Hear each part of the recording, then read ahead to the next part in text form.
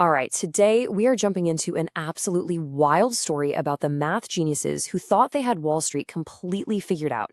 It's a tale of brilliance, insane amounts of money, and a financial meltdown that brought the world to its knees, all based on Scott Patterson's amazing book, The Quants.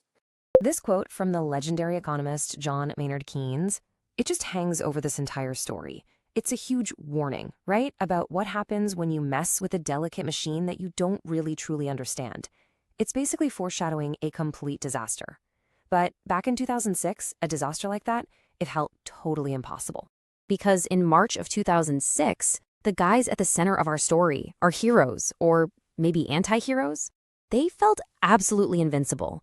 They weren't just playing the market, they genuinely believed they were controlling it. They were the new masters of the universe. Okay, so picture this, the St. Regis Hotel in Manhattan. It's the annual Wall Street poker tournament. The air in there is just thick with the smell of money, and let's be honest, pure, uncut ego. This wasn't just some game for charity. No, this was a showdown for bragging rights among the new titans of finance. And the cast of characters at this table, wow, these were not your typical Wall Street traders. These were the quants. You've got Peter Mueller, a certified genius making billions for Morgan Stanley, who, get this, unwinds by playing music in the subway. You've got the legend, Jim Simons of Renaissance, Ken Griffin, the feared head of Citadel, Cliff Asness, this brilliant pioneer with a notoriously fiery temper, and Boaz Weinstein, a literal chess grandmaster.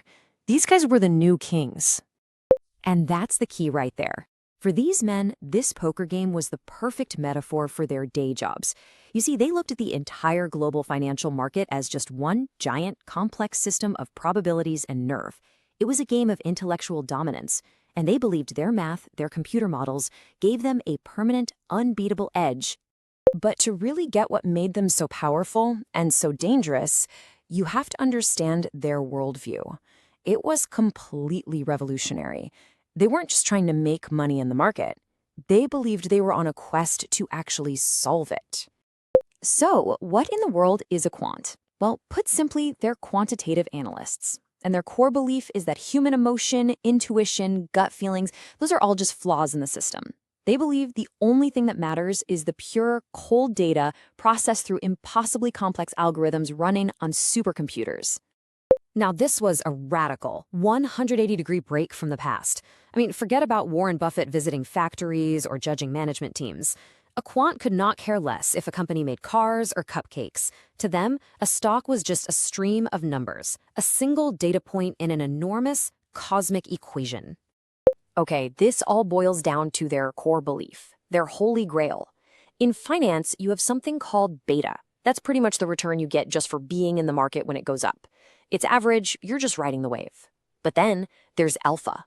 Alpha is skill. It's the ability to consistently, mathematically beat the market. For the quants, finding alpha wasn't just about getting rich. It was like discovering a fundamental law of the universe. But here's the thing. A quiet little fear haunted even the most successful of them. What if their beautiful, elegant models weren't actually capturing some deep market truth? What if it was all just an incredibly long, incredibly profitable lucky streak? What if they were just seeing patterns in pure randomness? For a while, though, that fear seemed pretty absurd. The mid-2000s was this period of unbelievable stability and growth. Economists even gave it a name, the Great Moderation. And the quants?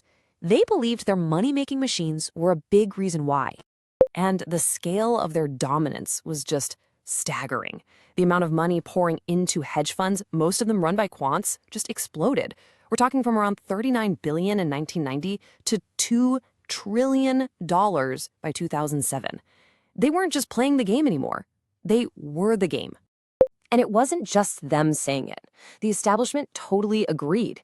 In 2004, Ben Bernanke, who was about to become chairman of the Federal Reserve, straight up credited the sophistication of financial markets, which is basically code for the quants, for creating this new golden age of economic stability.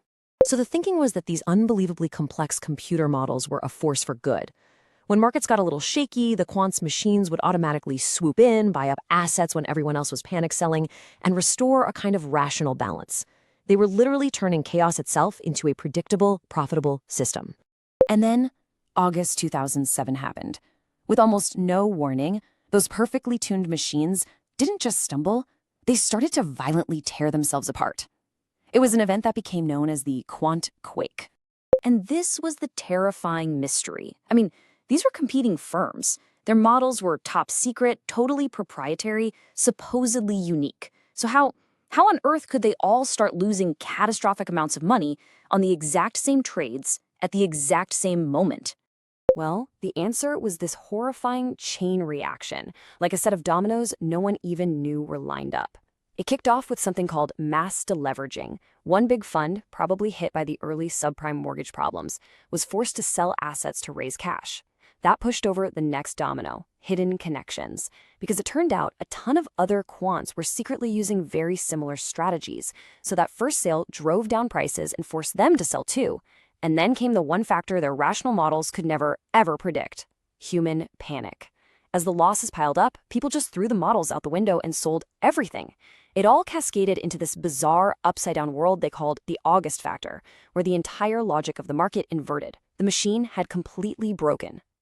And the devastation was just breathtaking.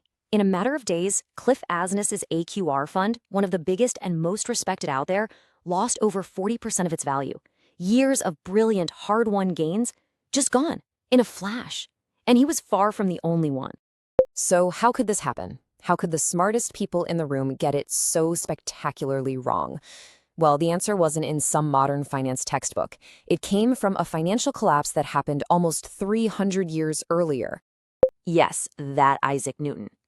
After losing his entire personal fortune in the South Sea bubble of 1720, one of the greatest scientific minds in all of human history came to a pretty humbling conclusion. Predicting the behavior of people is infinitely harder than predicting the movement of planets. And that, right there, was their fatal flaw. Their elegant mathematics could model volatility and correlation and 1,000 other complex variables, but they had no variable for greed. They had no algorithm for pure, unadulterated fear. They had no way to quantify the irrational madness of a crowd. Which leaves us with a final and honestly pretty unsettling question.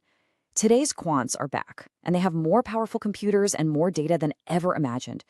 But have they truly learned Newton's lesson, or are they just building a more sophisticated, more complex version of that same delicate machine, just waiting for the next unforeseeable dose of human madness to break it all over again?